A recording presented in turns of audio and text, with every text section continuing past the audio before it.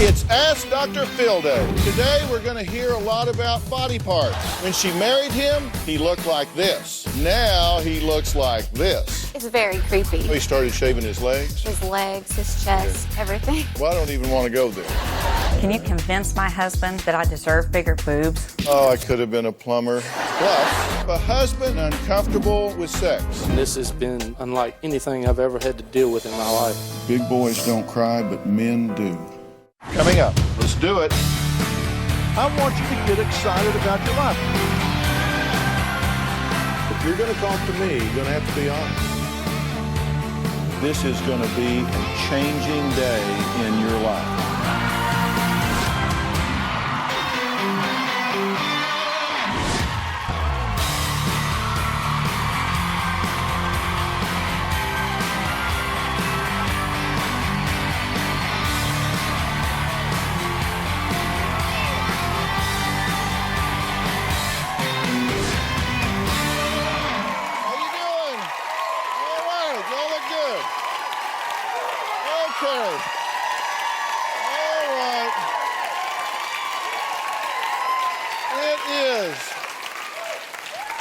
It is Ask Dr. Phil Day.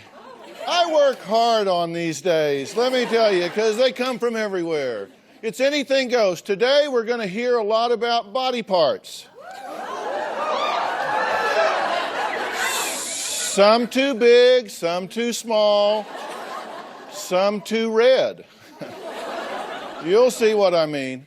First up, a husband who says that he is just intimidated and uncomfortable with sex.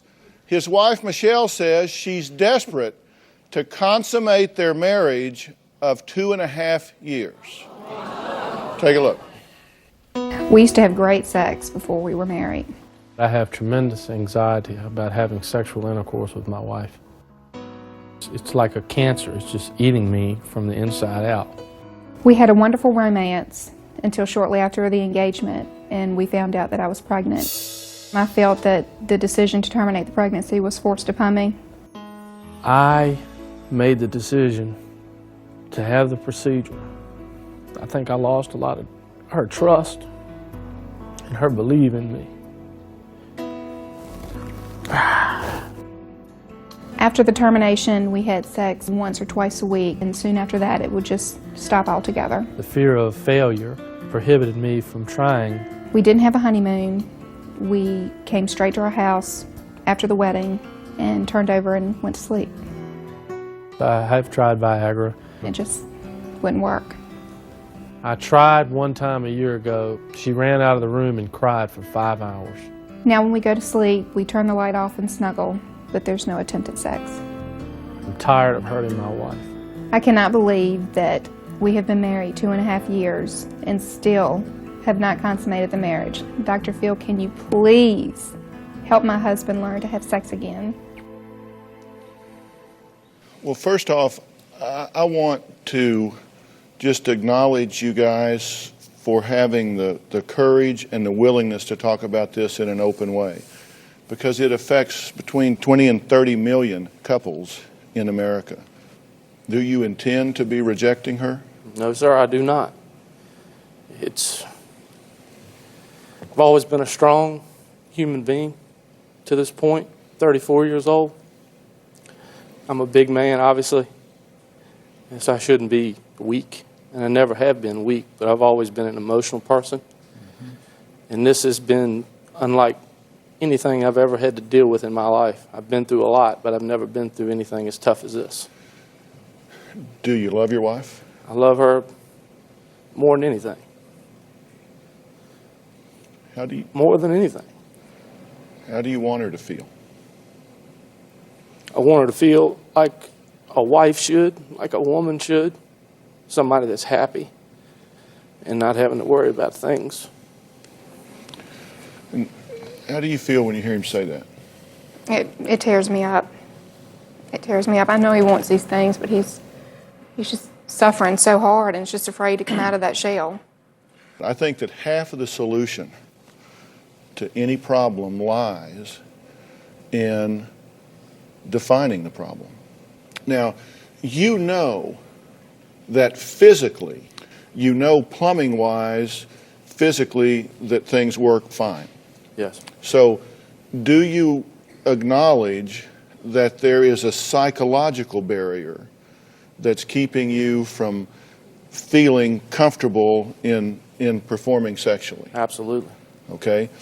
And what do you think the origin of that is?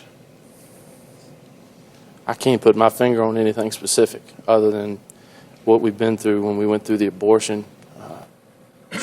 We weren't together very long when we had to deal with that, and we were on about a 5-month high when we first met. And then when that happened, it like went from 150% to zero. I mean, it was just like the walls just completely caved in on me. Well, isn't it true that in looking back at that time, that both of y'all just absolutely feel terrible about that decision and about having gone through the termination of that pregnancy? Absolutely. Yes. I mean, if you had it to do over again, you wouldn't do it, would you? No, You wouldn't do it, you wouldn't do it. we wouldn't be here. That's right. So, to me, I think it's real clear that you guys had a sexual relationship, you got pregnant, you got pregnant.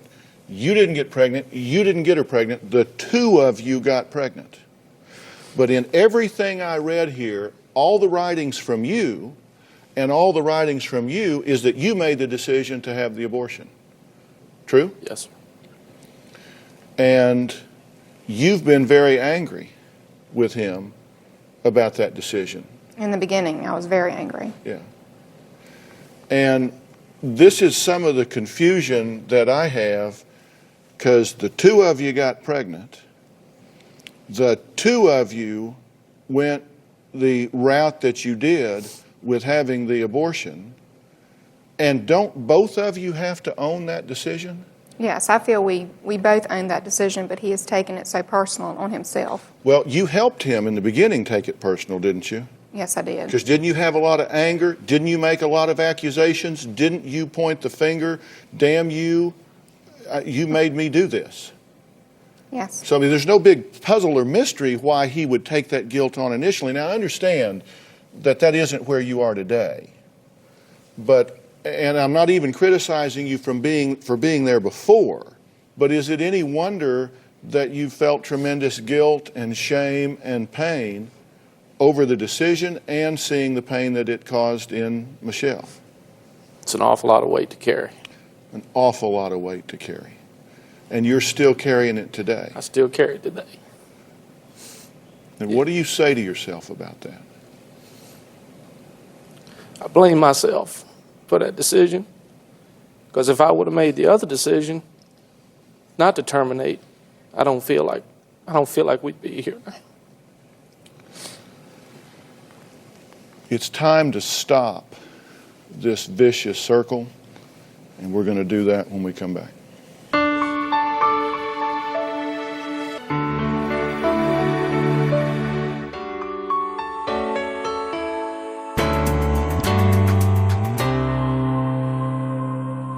Michelle wants the old trip back, and I know he's inside of me, but nothing I have done seems to work. At 6'5" and 300 pounds, I'm not supposed to be fragile. All I want to do is be strong again.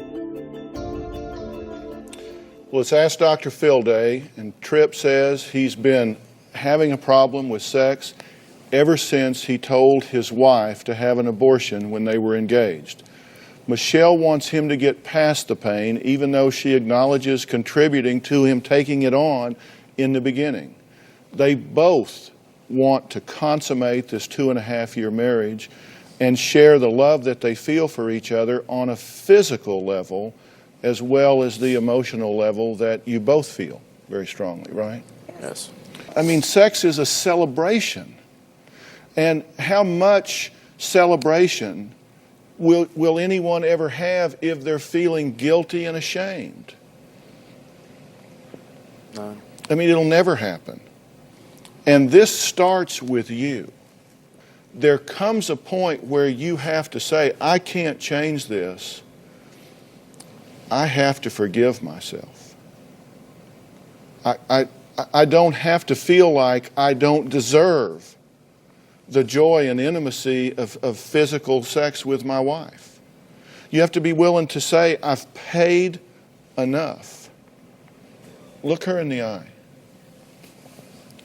Do you see the pain in her eyes? And do you realize that what she wants here is to be with you? Yes, sir. I mean, look her in the eye. Don't look away. Look her in the eye. Are you punishing you or are you punishing her?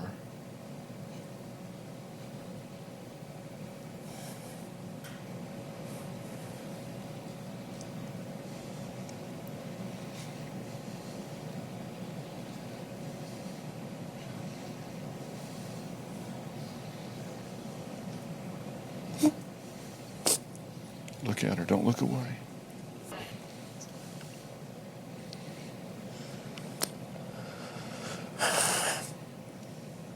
Punishing both of us. Is that what you want? No, sir.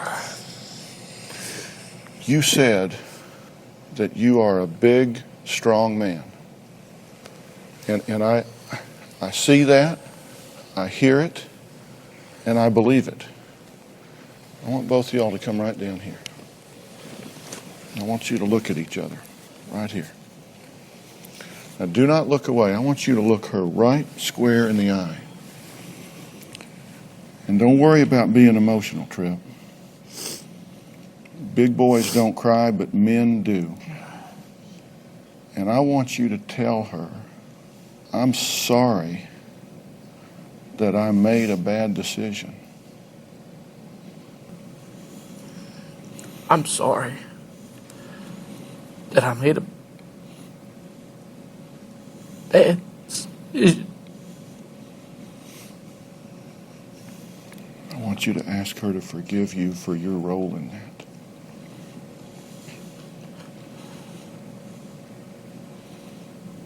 Please forgive me for my part in that. I wish I could take it back, but I can't. I wish that I could take it back, but I can't. But what can you do?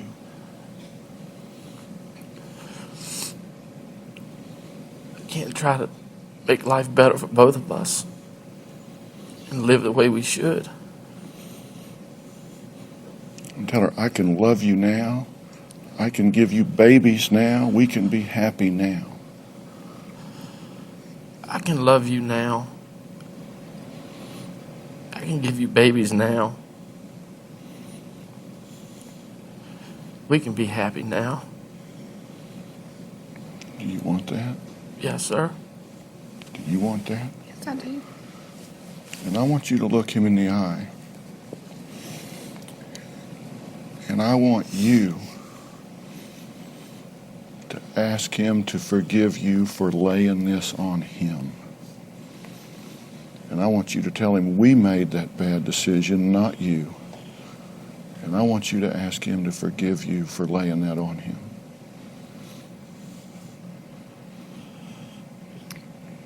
Please forgive me for laying this decision that we made. Forgive me for laying that on you, for showing all that guilt, making you feel guilty.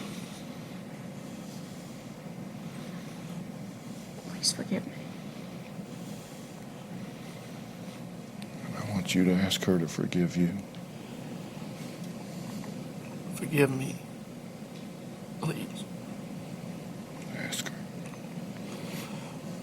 Forgive me.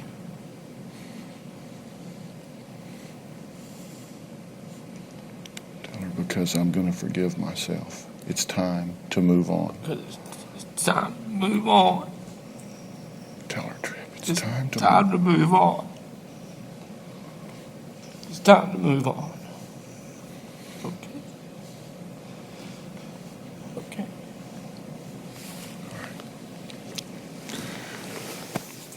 We'll be right back.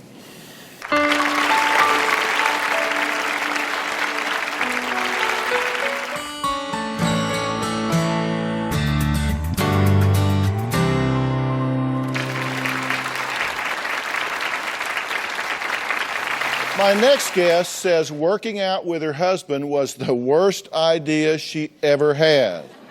Now she says he's obsessed with his body and calls him a vain monster. Take a look. My husband is driving me crazy. When I got pregnant, I gained about 50 pounds, and we started working out together. He was very attractive and thin, and now working out's just gotten out of control. This is our biggest issue.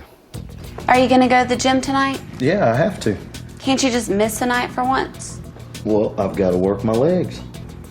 It turned into an obsession for him. Ricky started tanning, and he shaves his arms, he shaves his chest. It's very feminine. He shaves just about everything. My husband loves attention, and I've noticed several other women giving him winks, even when I'm there. So I kind of wonder what happens when I'm not there. My phone goes off all day. Hello? Hey. My wife has been known to check my numbers and things like that. I promise I was by myself. I feel like, in a way, I'm not good enough for him. I feel like I have to put on more makeup, and I have to be conscious about what I wear, because I want him to look at me and not look at other women. Rather than being the guy that was always just the littlest guy that never got picked for anything, I'm more confident when I walk into a room. His fitness has turned him into a vain monster. All I really ask of my wife is to be supportive of me wanting to go to the gym. Dr. Phil, I want my skinny, sweet, lovable husband back. Please help. Okay, well, let's take a look at Ricky's pictures before and after here. We have those, I think. Okay, that's you before. And there you are after. Okay. Now, you're really into this weightlifting now, right? I mean, would you call this a hobby? She calls it an obsession. Would you call it a hobby? I would call sport? it. I would call it more like a sport. I've lifted weights all my life. I've never figured out this body shaving thing. What is that? Just what's up with the body shaving thing? Aren't y'all curious about that? Because I mean, I can lift as much as those other guys, and I didn't shave my body. Shave my head, maybe. I mean, really, what's up with that? Really just to promote toneness. I like the way that it looks on me. Okay, so it's purely appearance thing. Purely. Because like the competition weightlifters do that. There's no physical effect you can attain from it. Do you think it's like just creepy, or what? It's very creepy. It's very unnerving the first time I noticed that he shaved his arms, because he's normally very masculine, and to me that's something a woman should be doing. Yeah, and now he started shaving his legs? His legs, his chest, and everything. Okay, and and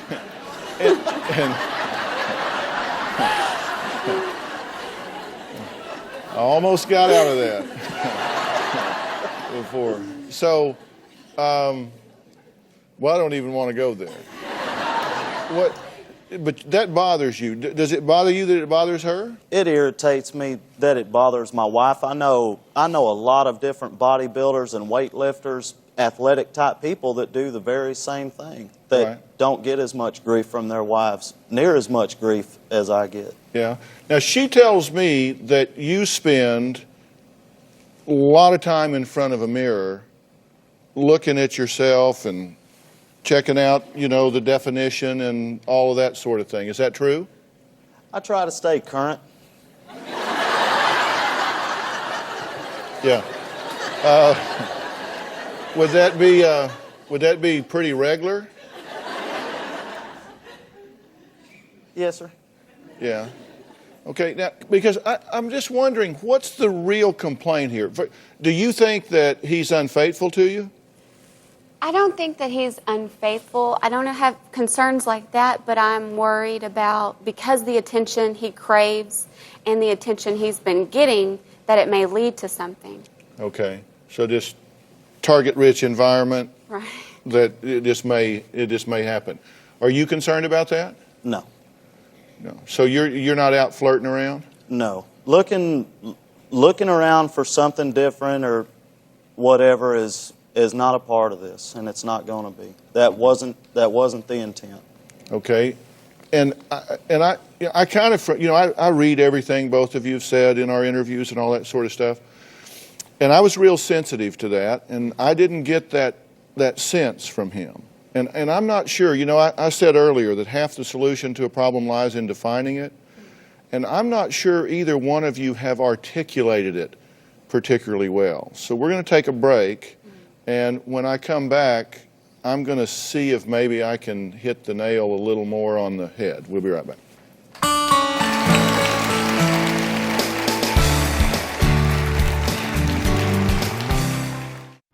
Closed captioning provided by...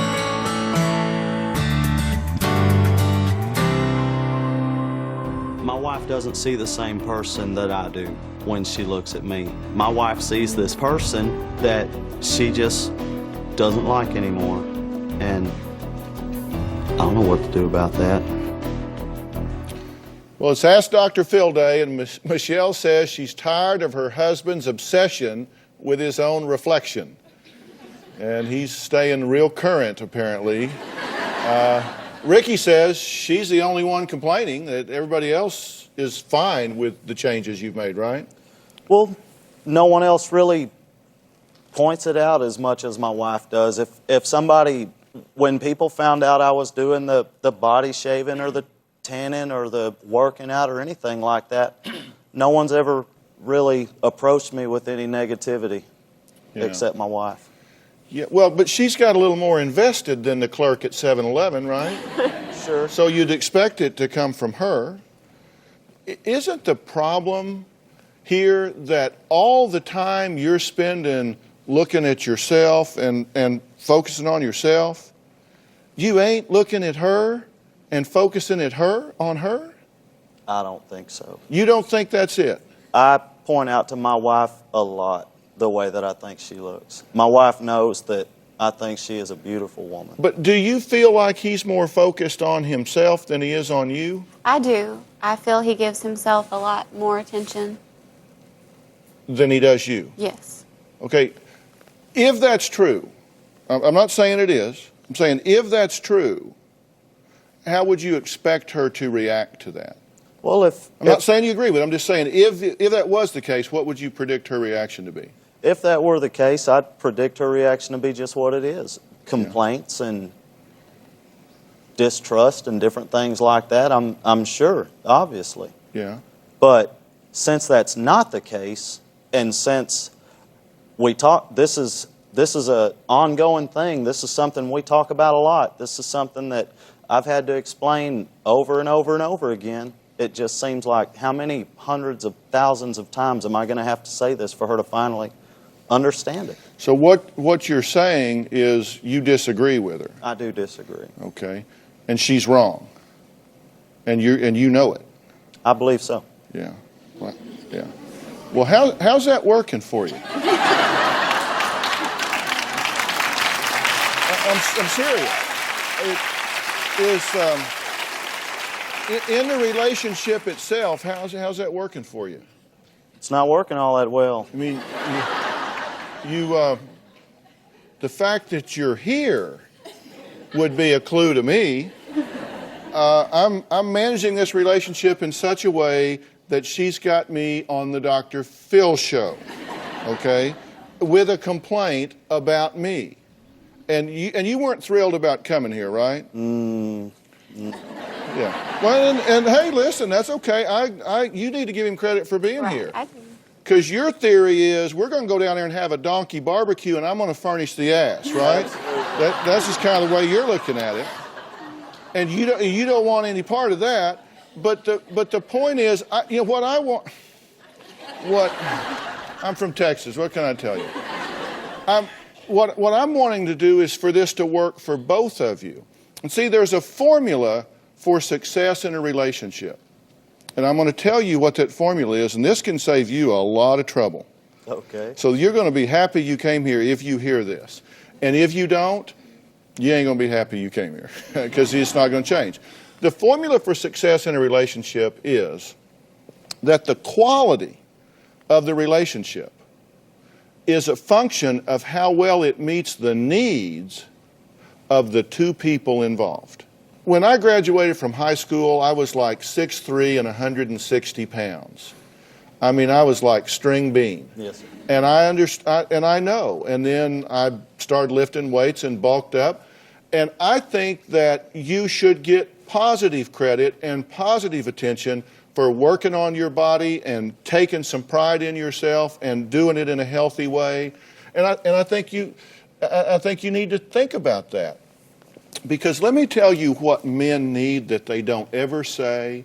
Men spell need W-E-A-K.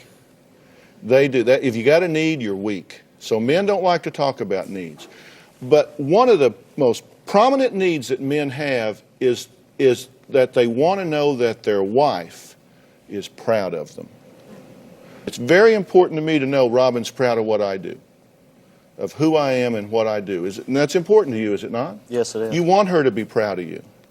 He has that need, and he's getting criticized for something he's got a passion for instead of you taking pride in it. She has a need to feel like she is absolutely at the top of the priority list in your life, and that you love her and you care about her and you're sensitive to what she wants and thinks and feels, and that you're going to find a way to meet those needs. Doesn't mean you can't do what you want to do, but I'll guarantee you, if you were handling her needs in such a way that she felt very fulfilled, very secure, very loved, very focused on, she wouldn't care that you were down there lifting weights. You got to own some of that insecurity, but you have to help with that as well. It's not what you're doing that's getting you in trouble, it's what you're not doing. It's not the lifting weights that's getting you in trouble, it's that you're not plugging in over here and helping her feel good about her role in this marriage. Would you agree with that? I would totally agree with that. So I don't think it's about how much you lift weights, and so we'll just see whether you're serious about it or not. Because if you want to lift your weights and do what you're doing, you can do that without any conflict if you're willing to meet her needs in the meantime. And if you really care about her, you will. And if you won't, you'll just say, you're wrong, and you'll go down there and lift weights. But we've agreed that ain't working. It's not. All right. Next, she wants bigger breasts, and her husband forbids it. The hell's he thinking? No, just kidding. Just kidding! I'm just kidding. Should she get them anyway? I'll tell you what I think when we come back. You know, absolutely seriously, it's not what you're doing. I'll bet you.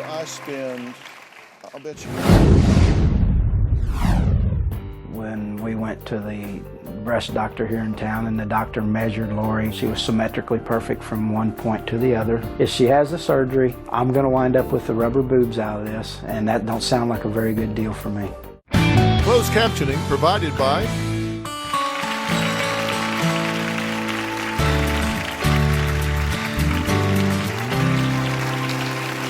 Well, it's Ask Dr. Phil Day, and I'm trying to stay out of trouble and answer all your burning questions about your bodies. The next one, is about breast. Lori says her husband agreed she could get bigger ones when they had the money, but the cash is in the bank, and now he's changed his mind. Take a look. I've always said if I ever hit the lottery, I was going to get a Mercedes and some new breasts. They're just too small. If that isn't cleavage, they're in a cow in Texas. Right now I'm a size 34A, and I would like to be a full B, if not a C. I'm against it totally. They're perfect for me. I love her the way she is. We were in a car wreck. We knew we were going to get a cash settlement, and Mark said that I could get my breasts done. When it was time to get our money, he said, no, you don't need it. You're not going to do it. Boobs are not a big important part of me looking at a woman. Physical attraction is going to be her face, her smile, her legs, and her butt.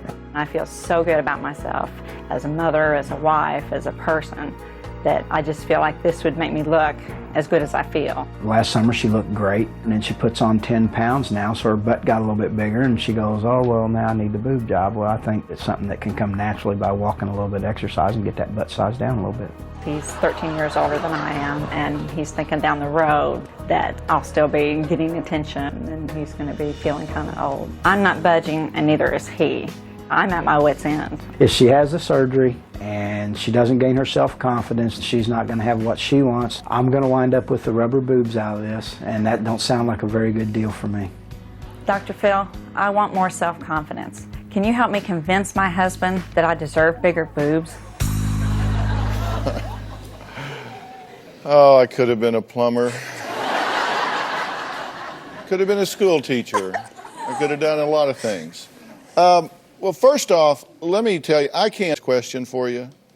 I'm going to give you some things that I think will lead you to an answer, but I mean, obviously, this ain't my call. I assume you guys didn't make a deal that whatever I say you'll do. No. I'm sure you didn't. No.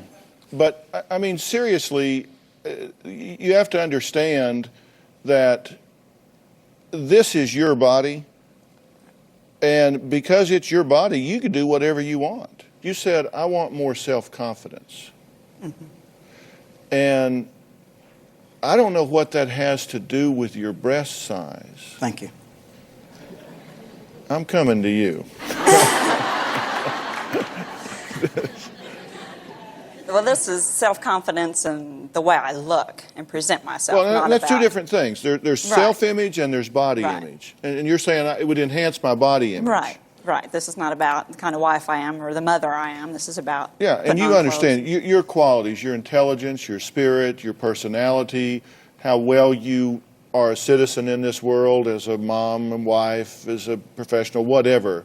That has nothing to do with your body size, your breast size, your height, your weight, any of those things. Right, right. And so you seem to be blurring those things, and I think that would be a really bad mistake.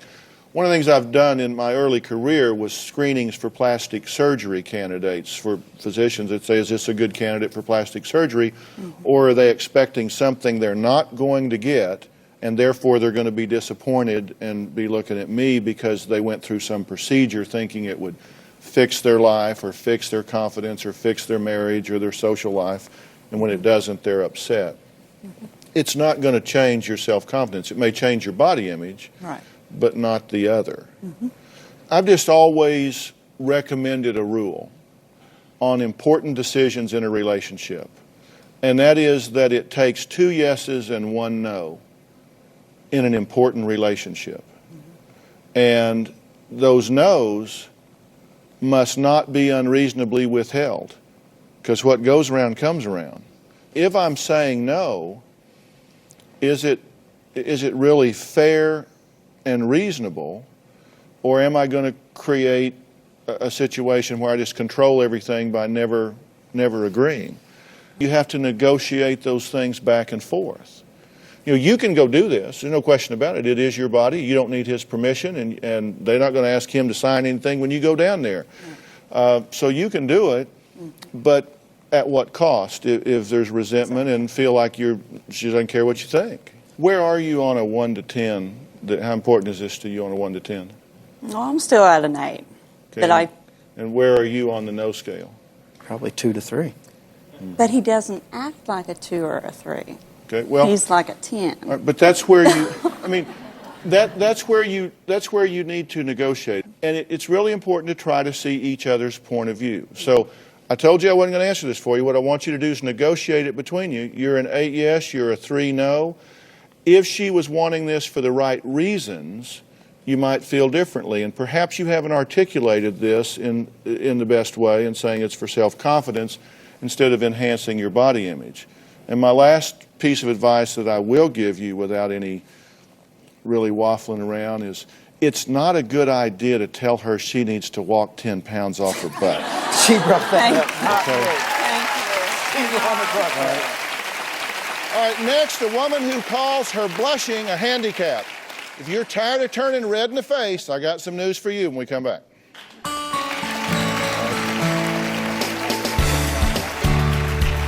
No need to negotiate.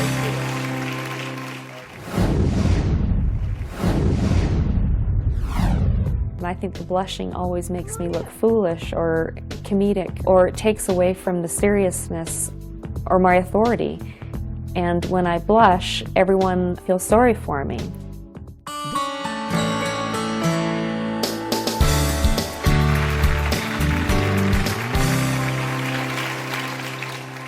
It's Ask Dr. Phil Day, and my next guest says she wants to stop blushing all the time. This is such a common problem. I hear this all the time. She even refuses to celebrate her 40th birthday in public because she's afraid of turning red. We just told everybody she's going to be 40. Take a look at the tape. All my life I've been plagued with the problem of blushing. Come on in. I first experienced my face turning red or blushing when I was about 8 years old in school, and the teacher reprimanded me, and I immediately felt very hot and my face flushed. Kids always used to say, "Oh, your face is turning red," or "You're turning red." Well, I always feel like people are feeling sorry for me. At my own wedding, I only allowed them to give one toast to the bride and groom. No other toasts were allowed at the wedding because I didn't want there to be any attention drawn to me. The fear of blushing keeps me from experiencing my life to the fullest. If I could just stop blushing, I think that I would like being a politician or having a decorating show on TV or something more visible where people actually look at me. She's blushing! Okay, thank you. I do think of this as a handicap. People stare at me and people laugh at me, and I feel it holds me back. Dr. Phil, can you please help me enjoy the rest of my life blush-free? Maybe. All right. So what happened in your mind in the 3rd grade? What happened when you went through that process, that event? I just remember that was the first occasion where I just felt everyone was staring at me and they were laughing at me. Mm-hmm. And I had been in trouble, and I remember making my hair come forward over my face. And I remember thinking, I didn't really understand, but I just wanted everyone to stop looking at me and laughing at me. All right. And what did you say to yourself at that time? Do you know? This is horrible. I want to die, yeah. The very specific advice is this. There's something that goes on in people's minds that I call automatic thoughts. What happens is you learn those thoughts so well that they move at the speed of light, and you can't even hear them anymore. And there's an old joke about people in prison that they're there so long they tell the same old jokes that they finally just quit telling the jokes, they just give them numbers. And they'll just walk in the room and say, 17! And everybody just dies laughing because they all know what it is. Now, they don't have to go through the whole joke to know that they have a shorthand for it. And you have a shorthand for everything you learned in the 3rd grade. This is horrible, I want to die, people are staring at me, I'm embarrassed. You have a shorthand for all of that now, which is just, yeah, right? That's just it. Yeah. And you see, everybody condenses it into shorthand. So what you have to do is you have to write down every single thing you say to yourself in that split second, and you have to challenge it. It's not the 3rd grade anymore. You are a mature, intelligent, articulate woman. And for people to look at you in an evaluative way, you'll measure up just fine. People are looking at you now, and you're doing a great job. Isn't she doing a great job of telling yourself? I'm telling you, break it down one at a time, challenge it, and this will go away. Okay. You just have to take out the little shorthand symbol that says yes.